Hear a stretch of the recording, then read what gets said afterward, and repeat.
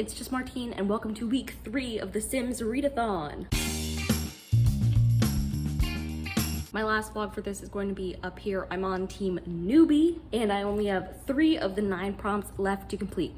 Technically, I've already completed all of them because Kingdom Keepers 5 counted for all of the prompts, but I'm still trying to fill all of them separately regardless. So I only have 3 more to do that, and I have 2 critical missions this week in this vlog. The first is to read all of Unleashed. It's a sequel to, was the first book called Jinxed? I think so. I'm not sure if it's the last in the series or what, but it's the only other one my library has. So I'm going to read it. And I'm reading that for the prompt Unleashed, which is a book featuring animals. I thought there's no better book to read for the prompt Unleashed than the book Unleashed. It just made sense to me. And then I'd like to get at least near the end of Homicide by David Simon, which I'm reading for the prompt Living Large. Read a book over 500 pages. Currently, it's Monday night, almost 9 p.m., and I haven't updated you so far because I was filming a separate vlog, but I have started Unleashed so far this week. I'm 9% of the way into it. I read Jinxed not that long ago, and I started the book, and the character has amnesia now, and so she's forgotten the events of the last book, which is not good because I forget the events of the last book. And so she's not actually filling in the gaps in her narration yet, so I'm a little lost. And I know there's probably a great sense of dramatic irony about the things she doesn't know, but I also don't know them, so it's lost on me. But so far, it's proving to be a quick read. I'll catch you tomorrow. Happy Tuesday morning. Last night, while I was reading before bed, I actually managed to get to 50% of Unleashed, and I'm enjoying it so far. It's really fast-paced, and there's lots of like mystery elements going on. We're like, where is this one lady? I don't know if it will all be resolved in this book. I still haven't looked up if it's like only a duology or if it's more than that. I'm going to be a little upset if it's more than that, to be honest, because I don't feel like it has to be necessarily. But so far, I'm enjoying the ride. It feels like it will probably end up like a 3.5 stars, maybe a 3. Whatever, the book and I are just vibing right now. That's where I'm at this morning. Hopefully I'll actually finish that today. That would be great, but we'll see. I just looked it up, and if there is going to be a 3rd book, it hasn't even been announced yet, so I'm reading Unleashed, and I don't know how it didn't hit me until yesterday that it takes place in Canada. It takes place in Toronto. Anyway, part of my family is from Canada, and so we have lots of Canadian traditions, and right now they're at a Christmas party, and they're talking about the food there, and they said there was tourtière, and I was like, oh my goodness, my mom makes that. That's crazy. It's a specific type of meat pie, very French Canadian, very Christmassy, but I was like, oh my gosh, I know what that is. That's wild. Made me smile. It's just past 11:30 on a Tuesday morning, and I just finished Unleashed by Amy Mccullough, and I'm giving it 3.5 out of 5 stars. I gave the first book, Jinxed, 3 stars, so this was just slightly better than that. I was looking through at the end, and this is indeed a duology, so I finished another series. Hooray! This was a pretty satisfying conclusion to this duology. I think I definitely got more grasp of what I had forgotten as I went along the way. I really enjoyed the main character for a couple of reasons. One, she's a very young woman, and she wants to be an engineer.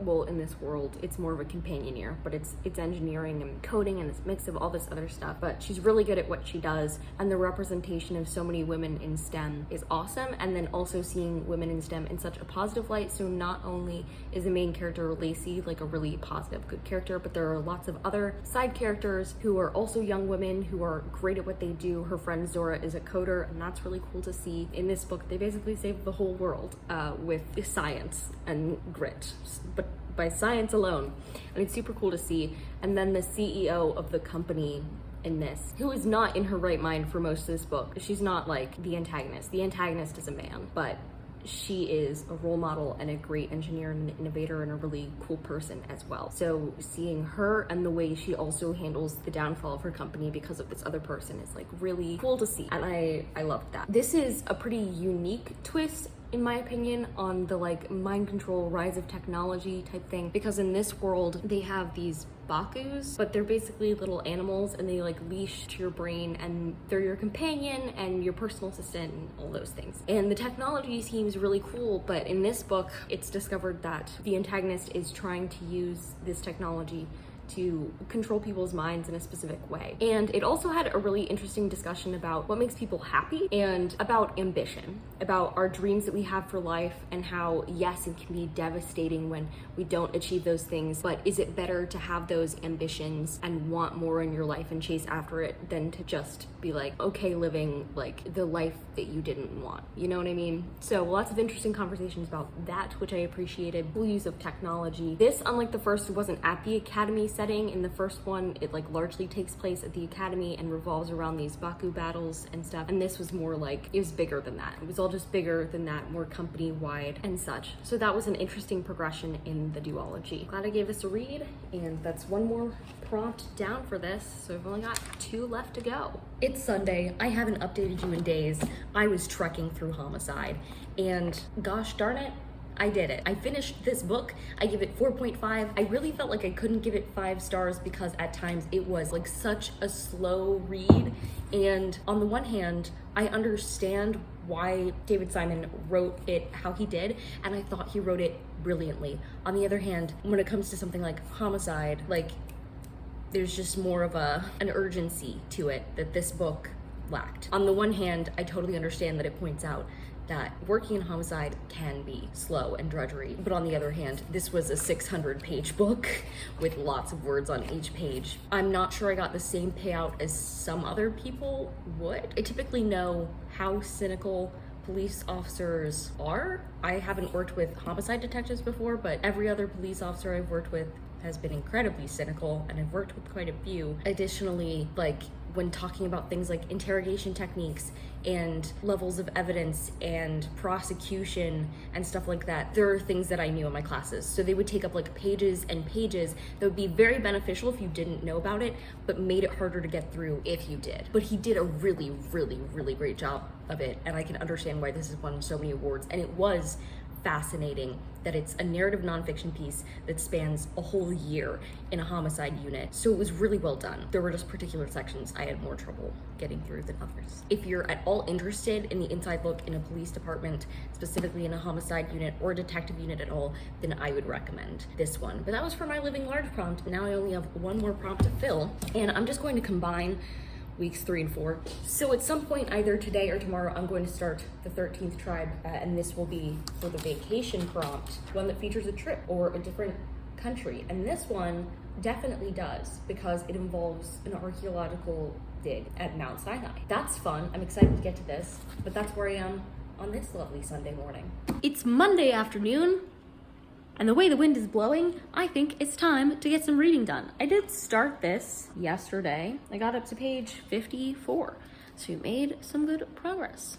And let's make some more now. Happy Wednesday. I'm this far into the book so far, and I'm going to give you a real update when I get to 50%, or like once I pass 50% of it, which I'm very close to. I'm like 20 pages away from being 50%. So I could just give you the update now, but no, I'm going to give you the update in like 20 pages. Okay, bye. Officially 50% of the way into this book now, and here are my thoughts. Here's some positives. Really short chapters, like really short chapters. Generally interesting premise. A potentially interesting cast of characters. We've got a security guard at an archaeological dig site, and we've got these members of the tribe who were there in the time of Moses, and they blasphemed against God.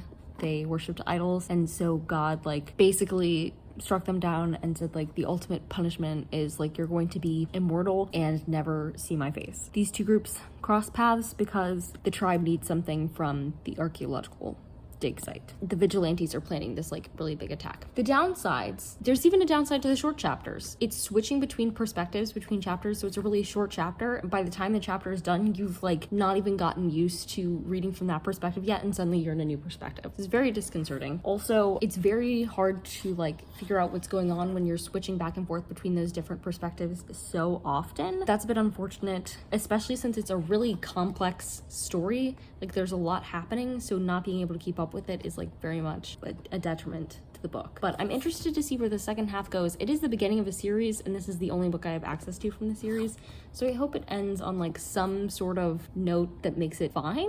that I'm not going to read the rest of the series, but who's to say? As of right now, there's somebody who might be dying, and we have to wait and see if he's going to die. 50% of the way in. It's okay so far. Let's get back into it. It's later Wednesday night, and I'm now 75% of the way through this, so I did a good bit of reading on this today, which is exciting. And I definitely enjoyed the 25% that I read today more than the first 50%, I would say. Overall, it's definitely getting interesting, like really interesting, and it's making more sense now. I also feel like there are less chapters that are immediately flipping back and forth. Instead, it will be a short chapter, but then the next chapter will also be about the same character, and I've also been getting a grasp on who the characters are, which always helps. All is well. It's almost 1:30 p.m. on Thursday, and I just finished reading The 13th Tribe, which is my last book for the Sims Readathon, so that's exciting.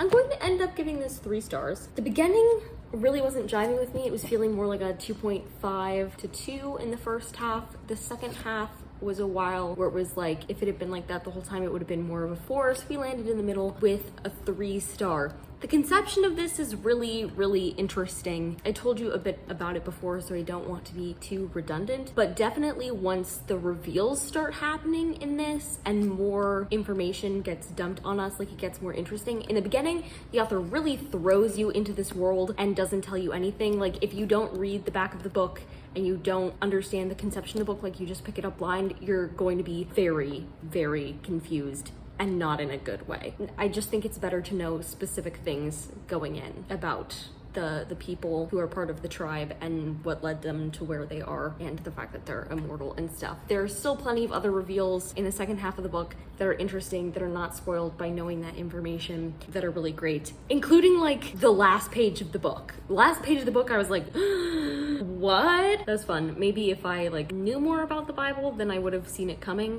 but they didn't. So there's that. Really, it's not even if I knew more about the Bible, it's like if I knew more about ancient languages, then maybe I would have seen it coming. My favorite character in this, I think, was probably Beth. She's the wife of the like main character. There are a bunch of main characters, but like Jagger, I feel like is the main character. Beth is his wife, and Jagger, once he got in a car accident where he lost his arm, he lost like all faith in God, got very angry and stuff, which fair. And then Beth has remained really strong in her faith, and she's coming up against these immortal people who believe that they're doing God's work by killing all these people, and she's explaining to them why that's not what God wants from them. Like, she's having discussions about theology with people who have studied theology for thousands of years, and she's getting good points in, and I loved her in general. For most of the characters in this book, I felt more pity than anything else. I felt pity for the tribe members who are still part of the tribe, so they didn't defect, who think that destruction is what God wants from them. I just felt bad for them. I felt really bad for them. This is definitely the beginning of the series, but it was a good enough wrap up in the end. A quick wrap up, but a good enough wrap up in the end to feel like one cohesive book. That's fine. I don't need to continue the rest of the series, but it's definitely open for more. So that's my 9th and final book for the Sims Readathon. As a recap for the base prompt reread, I read Kingdom Keepers 5. For the Living Large prompt, I read Homicide. For House Party, I read Lovecraft Country. Hot Date, I read The Heart Principle. Vacation, I read 13th Tribe. Unleashed, I read Unleashed. Superstar, I read Khan Academy and Making Magic.